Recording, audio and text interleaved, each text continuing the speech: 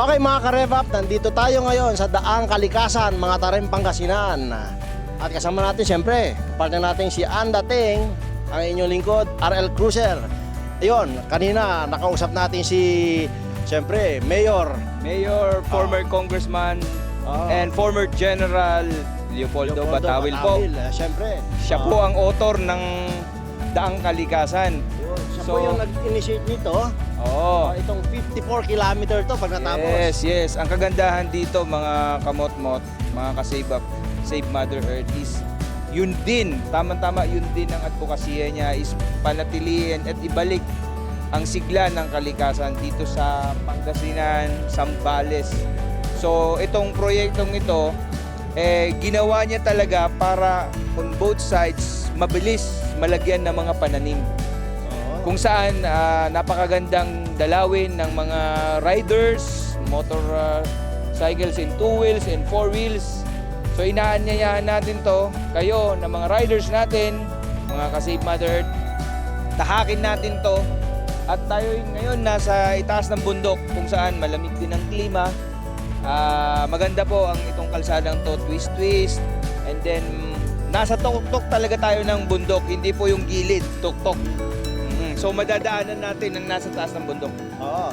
At syempre, lalong gaganda yung ride natin dito or pagpasyal kung meron tayong pinapasyalan. So anong dapat natin pasyalan dito? Syempre, magtatanim tayo ng puno para meron tayong binabalikan dito. At napakaganda ng pakiramdam nun nung nakikita mo, lumalaki yung puno.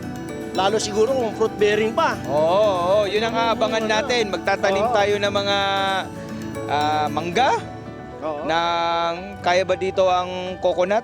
Depende o nyog? sa ano ng lupa nila dito. Oo. So yun po, lahat po tayo, lahat po kayo dyan na nanonood, ini-invite po namin kayo dito para magtanim po, schedule nyo lang. So, Mga grupo, mga kanya-kanya pong grupo. contact nyo lang kami, yung mga clubs nyo dyan para schedule natin dyan.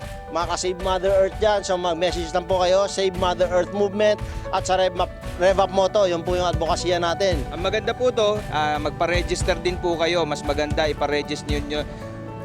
Register nyo dito sa mga tarim under Mayor Balong. Oo, siyempre. Lahat yan, tayo mag-aayos nun kukontak natin si Mayor Balong. So, yung mga clubs dyan na gusto nung gumawa ng advokasya, siyempre hindi lang charity.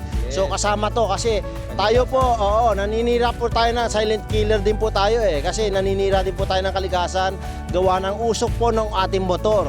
So, to compensate po doon sa carbon footprint ng ating mga motor, kailangan po na tayo magtanim. Magtanim tayo ng mga puno. So, dapat yan, 1 year, minimum 20 dapat. At least makapagtanim tayo ng mga puno para talagang mapanumbalik natin ang kalikasan. Ang isang puno kasi 22 kilograms ng carbon ang kaya niyang i-hold. So mga 20 na puno, ang ganda na niyan para nakakapag-Philippine look na kayo.